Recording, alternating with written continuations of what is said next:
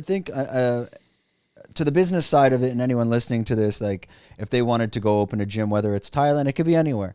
That first step that you took to like making the business plan and coming to Thailand, like, did you have business partners, investors? How did you put that all together initially? Because I'm assuming one day things clicked, like anyone getting involved in their business, and now you got to lay down the groundwork. Are you able to talk a little bit about that, and what were some of the struggles you faced? What have you done differently, and kind of tell the story of before you broke the ground? Yeah, kind of like, I mean, Elon Musk is like my idol. I love Elon Musk, right? His fundamentals are what I base everything off of. And he embraces failure. So when he had SpaceX, he crashed 3 rockets, and he couldn't make new rockets fast enough to get them back out there when companies like NASA would wait years, to do it again because they were so scared. But he understood the fact that when you wrecked or you had failure, that's when you learned what you did wrong. So he would take his failures and he'd learn from them. So for me, when I came to Thailand the first time, I failed miserably at building a gym. I lost 6 figures. I lost everything. I lost everything. This is the first time I came. And everybody thought it was a failure. Everyone thought I lost my mind and I got what I deserved, what everyone told me, which sucked because it did, what happened was what everyone told me was going to happen, right? But to me, it's like, that was my college. If you want to say college, that was my college. That was your investment in your education. Oh my God. Dude, I had a blueprint on what to do. I had a blueprint. I sat and studied every single detail of why that gym didn't work out and what I can do to make that gym better.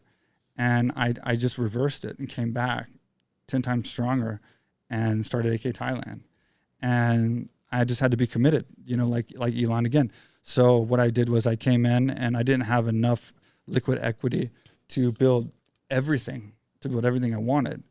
But I wanted the way to get an investor in Thailand. You can't get a loan in Thailand as I could in America. So to get an investor for liquid cash to give me what I wanted, to build my dream, and to still maintain power, maintain control, not have a board, not have a chairman, not have people to answer to, and for all these things to work out, it was a difficult task of how I had to structure everything.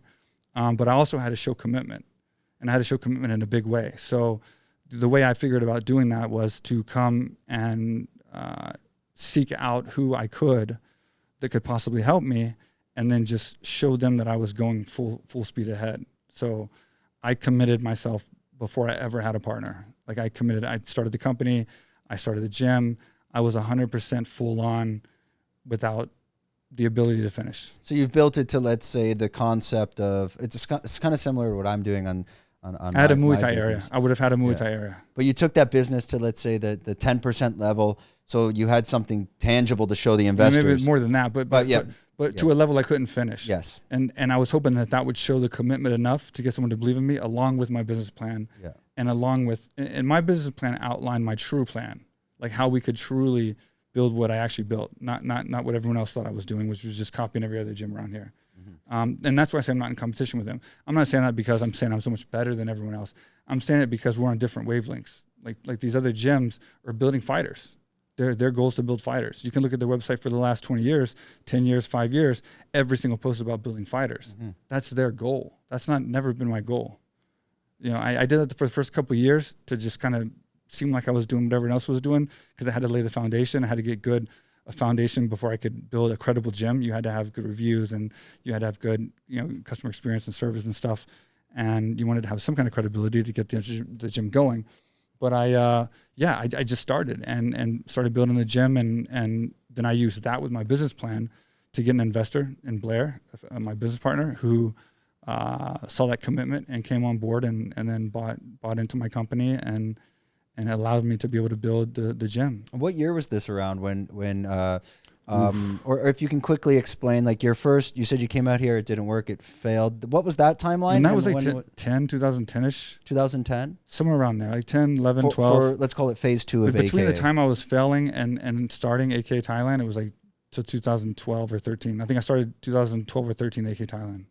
Okay, so before that, I was kind of failing. Yeah, 10 years now, and you've had multiple. No, 10 years. Yeah, you've had 2 facilities. I've seen the newest now. Did you move locations or did you just renovate?